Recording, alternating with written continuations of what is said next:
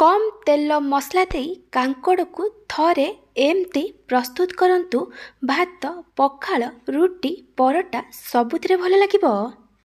Recipe को शेष पर्यंत देखिबा अनुरोध रहिला। नमस्कार, ट्विंकल किचन को आपण मानकु स्वागत। कांकड़र एही रेसिपी मैं चारिटा कांकड़ नहीं कांकड़र क्वांटिटी आपण हिसाब रे कम बेसी करि परिबे। प्रथमे आमे कांकड़ को टिके घसिकी भल से धोईकी नहीं जिबा। तापरे आमे कांकड़ को काटिबा।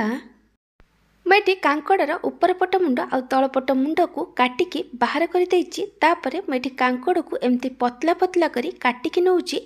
एहा द्वारा कांकड़ जल्दी सिझि जिवो। जदि कांकड़ भितरे बेसी टाण मंजी थिबो ताहले ताकू काढ़ी देबे। कांकड़ सहित मेठी गोटे बड़ साइज्र आलू नहीं। मेठी आलूर ऊपर चोपा को छड़ेला परे आलू को भी मुझे कांकड़ को काटी सेमती काटिकी नहीं जाउची। आलू एठी ऑप्शनल अछि। आलूर क्वांटिटी आपण टेस्ट हिसाब रे कम बेसी करि परिबे। तापरे मेठी गोटे बड़ पियाज को भी पतला पतला आ लंबा लंबा करी काटिकी नहीं जाउची। आपण हिसाब रे आलू कांकड़ आ पियाज को कोनोसी भी शेप रो काटिकी नहीं परिबे। पियाजर क्वांटिटी आपण टिके अधिक रखिबे। मैं आलू आ कांकड़ को काटिला परे भल से धोईकी नहीं जाइछि। मैं कड़ाई रे किछि सोरिष तेल दे गरम होबा को रखिछि। सोरिष तेल जगह रे आपण रिफाइन ऑयल नहीं परिबे। किंतु सोरिष तेल रे एही रेसिपी बनेइले तार टेस्ट बहुत भल आसीथाए। तेल भल से गरम हो गला परे मैं एथिरे काटिकी रखिथिबा कांकड़ आ आलू को दे देइछि। एबे हमें सबको भल से मिक्स करी कांकड़ आ आलू को हाई फ्लेम रे 1 ରୁ 2 मिनिट पर्यंत भाजिबा। एटी 1 ରୁ 2 मिनिट हे गलानी। एबे हमें एथिरे स्वाद अनुसार लूण आ 1/3 टेबल स्पून हळदी गुंड पकेइबा। एबे हमें सबको भल से मिक्स करी आको कवर करी लो फ्लेम रे 7 ରୁ 8 मिनिट पर्यंत कुक करिबा। जेमती कांकड़ आ आलू 80 ରୁ 90% पर्यंत सिझि जिवो। आपण एथिरे बिल्कुल भी पानी देबेनी। मझिरे मझिरे घोड़णी काढ़ी कांकड़ आ आलू को गोळौथिबे, नहले आर तळपट लागी पोड़ी जाई पारे।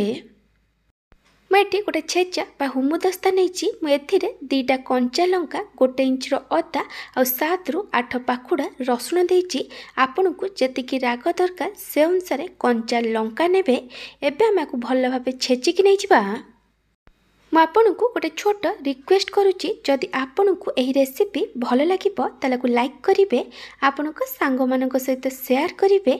जदि एपर्यंत मो चैनल को सब्सक्राइब करि नाहंती ताले सब्सक्राइब करबा को जमार भूलिबेनी। पाखथिया बेल आइकन ने ऑल नोटिफिकेशन ने क्लिक करिवे। एहा द्वारा मो जो वीडियो आसीबो आपन प्रथमे देखि परिबे। जदि फेसबुक रे देखुचंती ताले फॉलो करबा को जमार भूलिबेनी। 7 ରୁ 8 मिनिट पर मैं घोड़णी काढ़ी देइछि। मैं आपन को देखै दउछि एठी आलू आ कांकड़ 90% पर्यंत सिझि जाइछि आ टिके खरियाई भाजी जाइछि। एबे हम एथिरे काटिकी रखिथिबा पियाज को दे दबा। एबे हम सबको भल भाबे मिक्स करी आमको मीडियम टू हाई फ्लेम रे 3 ରୁ 4 मिनिट पर्यंत भाजिबा। जेमती पियाज टिके सॉफ्ट है भाजी हे जिवो। आपण एही रेसिपी को जगार देखुचंती कमेंट सेक्शन में जणेबे। देखि पारथिबे एटी पियाज टिके सॉफ्ट है भाजी जाइछि। एबे हम आलू कांकड़ आ पियाज को गोटे प्लेट रे काढ़ी दबा। मैं कड़ाई रे आउ किछि सोरिष तेल दे गरम होबा को रखिथिली। तेल भल से गरम हो गला परे मैं एथिरे आधा छोट चामच सोरिष आ आधा छोट चामच जीरा पकेइछि। आ जगार आपण गोटे छोट चामच 5 फुटण नहीं पारिबे। जीरा सोरिष भल से भाजी हो गला परे आमे एथिरे छेचिकी रखिथिबा कंचा लंका अदा आ रसुणर पेस्ट को दे दबा। ए सब को भल भाबे मिक्स करी आमे को 1/2 ରୁ 1 मिनिट पर्यंत कसिबा। जेमती अदा रसुण कंचा लंका छेचार कंचा बास्ना पड़िबो। 1/2 ରୁ 1 मिनिट पर मैं किसी गुंड मसला देइछि। गुंड मसला रे मैं पकईछि गोटे छोट चामच जीरा धनिया गुंड लंका गुंड आ गोटे छोट चामच चिकन मसला। आ जगार आपण किछि भी सब्जी मसला पकई परिबे। आपण को जेतिकी राग दरकार से अनुसार लंका गुंड नेबे। तापर आम एथिरे 2 रु 3 छोट चामच पानी दे आकु कसिबा जेमती गुंड मसलार कंचा बास्ना पलैब आ मसलारू तेल छाड़िबा आरंभ करिबो। मसला एटी भल से कषि हो गलानी। एबे आमे एथिरे टमाटो दबा। मुझे गोटे बड़ टमाटो को छोट छोट करी काटिकी नहीं। तापरे आमे एथिरे स्वाद अनुसार लुण पकेइबा। मसला पाई जेतिकी लुण दरकार सेतिकी लुण पकेइबे। एबे आमे सबको भल भाबे मिक्स करी आमे को 2 रु 3 मिनिट पर्यंत कुक करिबा जेमती टमाटो भल भाबे सिझी जिवो।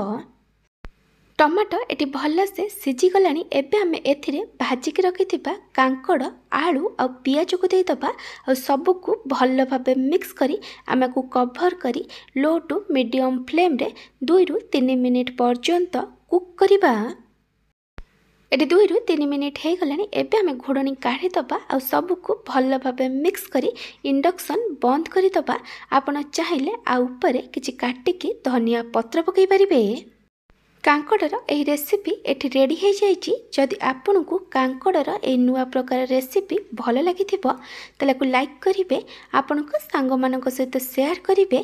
जदि एपर्यंत मो चैनल को सब्सक्राइब करना तो सब्सक्राइब करने को जमार भूलें। पाखर था बेल आइकन ने ऑल नोटिफिकेशन ने क्लिक करेंगे। यह द्वारा मो जो वीडियो आसीबो आपण प्रथमे देखि परिबे।